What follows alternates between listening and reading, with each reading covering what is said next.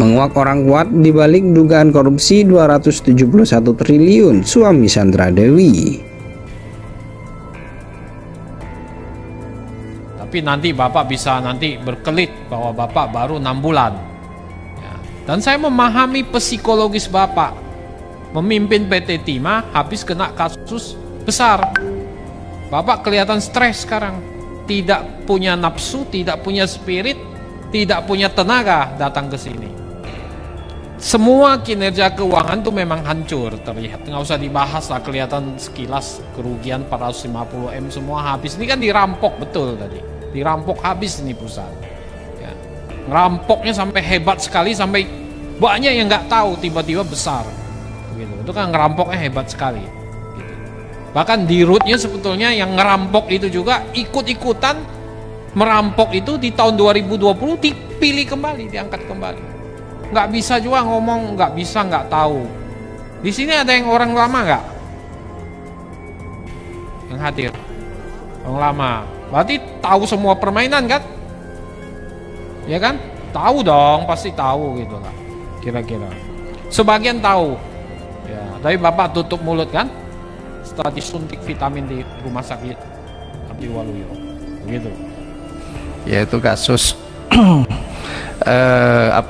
korupsi lah yang menyebabkan kerugian, kerusakan lingkungan saja itu dari kerusakan lingkungan ya, menurut ahlinya nilainya 271 triliun. Ini kan kayaknya belum bicara tentang berapa sesungguhnya timahnya gitu ya, yang seharusnya masuk ke kas negara ya selama ini kalau nggak salah 7 tahun Pak ya. Sementara saya baca laporan Bapak ini kinerjanya pendapatan aja 3 tahun terakhir cuma berapa ini, 14, 12, 2023 malah menurun begitu drastis. Jangan-jangan 7 tahun mungkin cuma 60 triliun pendapatan nih Pak ya. Apalagi ini terakhir 2023 rugi 450 miliar. Jadi memang kita ini butuh gambaran Pak, sebagaimana tadi disampaikan oleh Pak Herman. Posisi BUMN PT Timah itu di mana? Penambang-penambang liar itu di mana? Jangan sampai BUMN ini ada di ketiaknya penambang liar gitu. Gambarannya sangat sedikit. 271 triliun itu baru kerusakan lingkungan sekali lagi. Berapa materi yang sesungguhnya timah yang dikeruk yang tidak masuk, yang seharusnya masuk ke kas negara itu berapa? 271 triliun. Saya pengen kasih gambaran ke Bapak, walaupun saya yakin Bapak mungkin sudah banyak tahu. Pada Pak Kepala BPS, kami mohon dihitung pelemahan di sektor timah ini berapa persen mengganggu daya beli masyarakat, ekonomi kita, termasuk kemampuan daya beli. Kalau prediksi saya 20-30% sesuai dengan PDRB di sektor pertimahan. Ya, kontribusi sektor tambang timah terhadap PDRB kita sekitar 30%. Kalau mengalami gangguan, ya kira-kira 20-25% 20-25%. Sampai saat ini ya, kita sudah memeriksa 172 saksi dan 16 tersangka. Ya, kita menetapkan 16 tersangka dan hari ini pun juga kita sedang melakukan satu pemeriksaan terhadap saksi. Namun karena kita harus merilisnya pada sore hari, nanti kita sampaikan kepada media.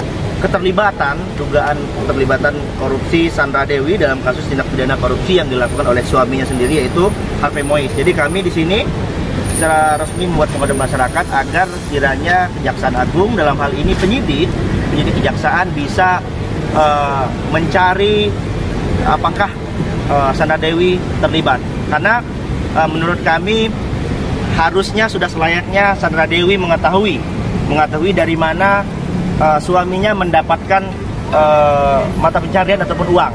Karena menurut kami kalau memang misalkan pendapatannya tidak wajar, harusnya jadi dipertanyakan. Apalagi banyak uang-uang cash yang didapat ternyata setelah disita oleh kejaksaan ada di rumah yang bersangkutan. Mungkin rekan-rekan Harvey Mois diyakini mendapat backup atau perlindungan dari orang kuat dalam kasus korupsi 271 triliun yang melibatkan pejabat PT Timah. Pasalnya korupsi ini sudah berlangsung lama sejak tahun 2015 hingga 2022. Ahli hukum tindak pidana pencucian uang Yanti Garnasih mengatakan penambangan liar adalah kegiatan ilegal yang kasat mata dan melibatkan banyak orang. Menurutnya sulit diterima akal sehat kegiatan yang melibatkan banyak orang dan kasat mata bisa berjalan dengan aman dan berlangsung lama. Pertanyaan, apakah hanya orang-orang ini saja yang kemudian leluasa bertahun-tahun melakukan kejahatan di lapangan penambangan timah dan sampai tidak ketahuan? Saya kira tidak, kata Yanti dalam program Sapa Indonesia Pagi Kompas TV.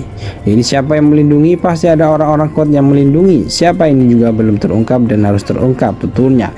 Yanti kemudian mempertanyakan pengawasan negara terhadap praktik-praktik ilegal seperti penambangan liar. Dia curiga ada kong-kali-kong antara penambang liar dengan pihak yang mestinya bertindak sebagai pengawas. Apakah memang sistem negara ini sudah tidak ada pengawasannya, atau pengawas-pengawas itu malah justru kong-kali-kong supaya orang-orang yang ketahuan curiga ini, ataukah mereka yang ketahuan menghabisi harta negara yang harusnya masuk ke negara ini malah dilindungi?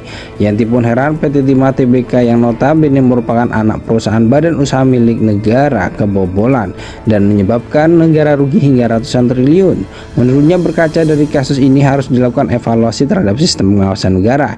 Ia juga mendorong Kejaksaan Agung untuk mencermati perusahaan-perusahaan boneka atau cangkang yang dibuat dalam kejahatan ini. Perusahaan cangkang ini atau perusahaan boneka ini juga harus dilihat apakah memang ada izinnya ataukah izinnya diada-adakan ataupun dipalsukan. Pemalsuan itu bisa saja memang ada tapi dipalsukan, punya orang terus diakui, atau memang tidak ada kemudian dipalsukan, kata Yanti. Sebetulnya apapun modusnya harus dibongkar oleh Kejaksaan Agung. PT yang cangkang-cangkang ini kan ini pasti ada pemalsuan, ya kan, karena masuk ke PT-PT ini. Ternyata PT-PT itu tidak sebagai anak perusahaan atau memang PT yang dibuat seolah-olah anak perusahaannya, artinya itu PT-PT boneka lanjutnya. Sebelumnya diberitakan Kejaksaan Agung menetapkan suami dari aktris Sandra Dewi Harvey Muiz sebagai tersangka kasus dugaan tindak pidana korupsi. Harvey terjerat kasus tata niaga komoditas timah wilayah izin usaha pertambangan PT Timah Tbk periode 2015-2022.